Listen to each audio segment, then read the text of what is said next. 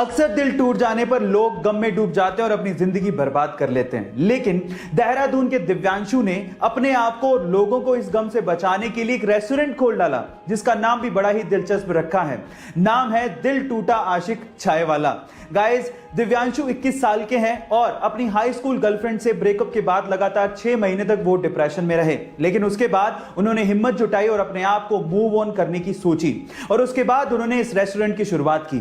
वो ये चाहते हैं कि इस रेस्टोरेंट के थ्रू लोग इस गम को भुला दें और ब्रेकअप को सेलिब्रेट करें। आपको ये कॉन्सेप्ट कैसा लगा चैट सेक्शन में जरूर लिखिएगा। और बाज को पक्षियों का राजा कहा जाता है, लेकिन एक पक्षी ऐसा है जिसका नाम है डोम कौवा। वो बाज से भी पंगा लेने की कोशिश करता है। वो बाज के पीठ पे बैठ जाता है और उसे काटना शुरू कर देता है। लेकिन क्या आपको पता है कि बाज इस पे कोई प्रतिक्रिया नहीं देता। इनफैक्ट बाज अपने पंख फैलाता है और ऊंचाई पे उड़ना शुरू कर देता है। बहुत ज्यादा ऊंचाई की वजह से उस कौवे को बेसिकली सांस लेने में प्रॉब्लम होती है और वो सीधे नीचे गिर जाता है। अब इसे सीखने लायक बात क्या है पता है?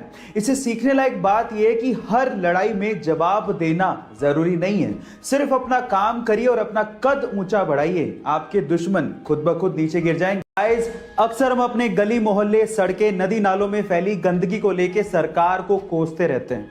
हम लोग ये कहते रहते हैं कि सरकार कुछ करती ही नहीं है। देखिए, सरकार करे ना करे, हम तो पहल कर सकते हैं।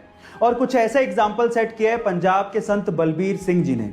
पंजाब के संत बलबीर सिंह जी ने अपने साथियों के साथ मिलकर 160 किलोमीटर लंबी नदी को खुद से ही बिना किसी सरकारी मदद के साफ किया। गाइस, पहल कीजिए, कहीं ना कहीं सरकार भी आपका इसमें साथ देगी। मान लो कि आप समंदर के बीचों बीच फंसे हो और प्यास की वजह से आपको समंदर का पानी पीना पड़ जाए, तो आप सबसे पहले प्यास की वजह से ही मरोगे, क्योंकि समंदर का पानी आपको बहुत जल्दी डिहाइड्रेट भी कर देता है।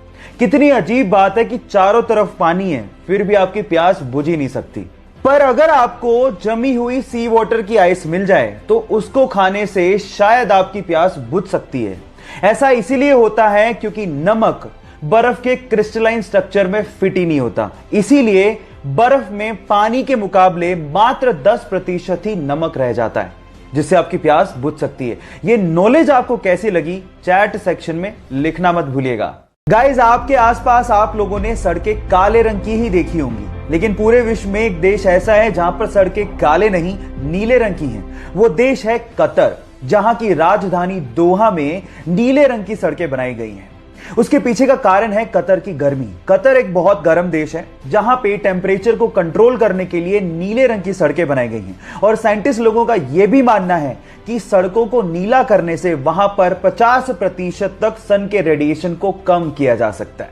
देखो, चाहे लॉजिक जो भी हो, नीले रंग की सड़कें फैसिनेटिंग तो जरूर है। क्या आप लोग भी अपने आसपास सड़कें नीले रंग की देखना चाहते हैं? और अगर हां, तो चैट सेक्शन में लिखना मत भूलिएगा।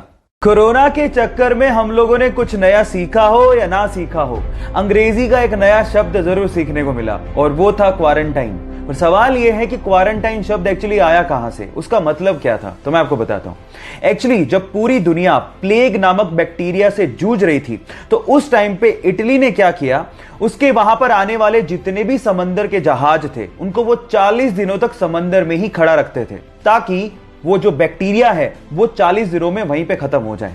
और वहां की लोकल लैंग्वेज में 40 को क्वारंटा बोला जाता था। वहीं से ही क्वारंटाइन शब्द को निकाला गया। क्या आपको इसके पहले तक ये बात पता थी? और नहीं पता थी तो चैट सेक्शन में लिखना मत भूलिएगा।